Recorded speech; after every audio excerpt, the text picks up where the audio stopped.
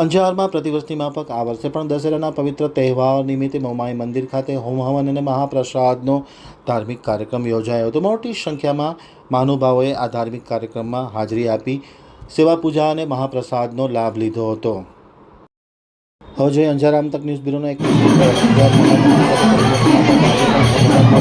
નિમિત્તે કાર્યક્રમ યોજવામાં આવ્યો હતો।